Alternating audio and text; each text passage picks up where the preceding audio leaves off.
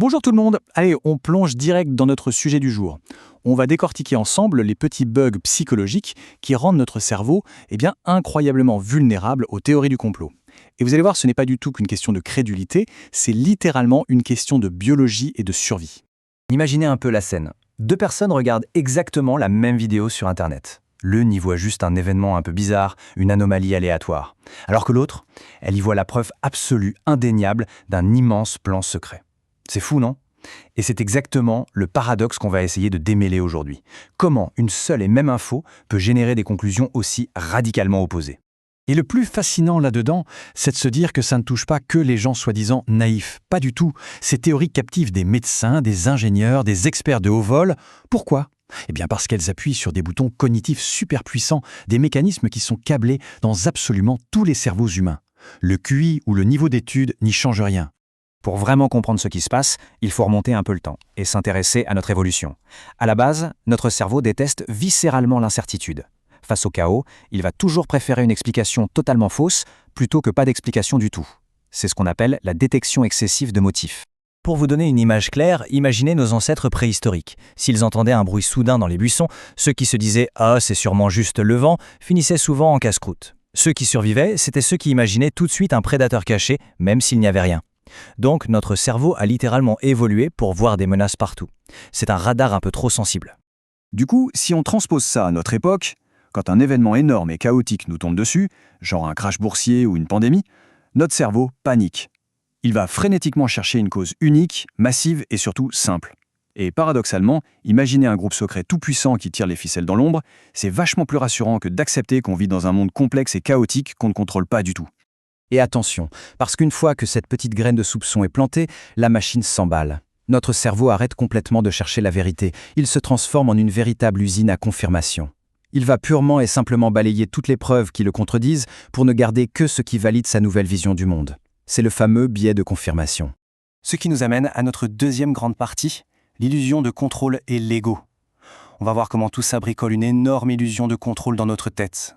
Vous savez, quand la réalité devient trop stressante ou compliquée, les complots agissent un peu comme un doudou psychologique. Ils prennent une réalité super brouillonne et la transforment en un film hollywoodien parfaitement ficelé. Il y a les bons, les méchants, les marionnettistes secrets, les pauvres victimes innocentes et bien sûr la vérité cachée. Tout s'emboîte à la perfection. D'un seul coup, le monde retrouve du sens. Et en plus de rassurer, ça flatte énormément l'ego. Croire en ce genre de scénario, ça donne un shoot, une sensation hyper addictive de supériorité intellectuelle. On regarde le reste du monde, les fameux moutons de haut. On a ce sentiment grisant de faire partie de la petite minorité d'éveillés qui a enfin percé le code de la matrice. En s'investissant dans cette nouvelle identité, on rejoint des communautés très soudées. C'est un cercle fermé, avec ses propres codes, ses références, et surtout, ses ennemis communs.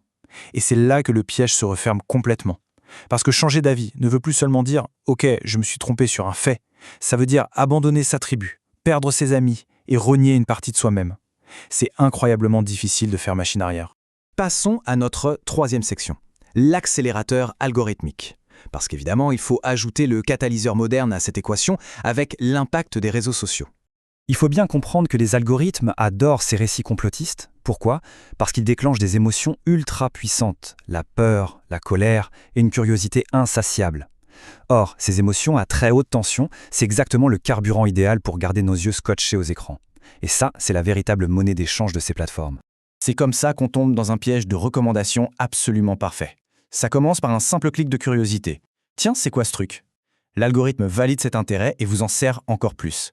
La bulle se forme autour de vous et très vite, l'illusion devient totale. Vous avez l'impression que le monde entier confirme cette théorie, tout simplement parce que c'est le seul monde que votre écran vous montre. Alors, ça nous amène à la question à $1 million de notre analyse. Si toutes ces théories sont fabriquées, pourquoi on ne peut pas juste débarquer avec des faits concrets, des preuves irréfutables, de la logique pure et faire changer les gens d'avis ? Eh bien parce qu'à ce stade, la croyance n'a plus rien de rationnel. Elle est devenue purement émotionnelle et identitaire. Si vous attaquez la théorie avec des faits froids et directs, le cerveau de la personne ne va pas se dire « Oh, analysons calmement cette nouvelle donnée ». Pas du tout. Il va déclencher une alarme rouge et se défendre agressivement, comme si sa propre identité psychologique était en danger de mort. Prenez une personne qui se sent stressée, isolée, qui a peur de l'avenir. Si une théorie vient lui murmurer « Le système te ment, tu as raison, tu n'es pas fou », Le soulagement émotionnel que ça procure est 1000 fois plus puissant que n'importe quelle démonstration logique. La théorie lui offre de la clarté contre le stress, une tribu contre la solitude et du pouvoir face à la peur. Les faits froids ne font tout simplement pas le poids. Ce qui nous amène à notre toute dernière partie, notre vulnérabilité universelle. Voyons comment tout ce qu'on vient de voir modifie notre vision globale de l'esprit humain. S'il y a un point crucial à retenir de tout ça, c'est le suivant. Notre cerveau n'a jamais, au grand jamais, été conçu pour être une machine parfaite cherchant la vérité scientifique. Son boulot premier, c'est de nous faire survivre, d'éliminer l'incertitude qui nous angoisse et de protéger notre place dans le groupe. Ça veut dire qu'absolument tout le monde, oui, vous et moi y compris, on est tous structurellement vulnérables à ces raccourcis. On va se quitter là-dessus, avec cette pensée un peu provocatrice. La pire erreur qu'on puisse faire, c'est de se croire trop intelligent ou trop diplômé pour tomber dans le panneau. La véritable défense, c'est l'humilité. C'est d'accepter que face à un monde incertain, notre cerveau a désespérément soif d'histoires qui le rassurent. Donc, la prochaine fois que vous tombez sur une explication du monde qui a l'air un peu trop simple, un peu trop parfaite, demandez-vous, est-ce vraiment la réalité ? Ou est-ce juste ce que mon cerveau a désespérément envie de croire ?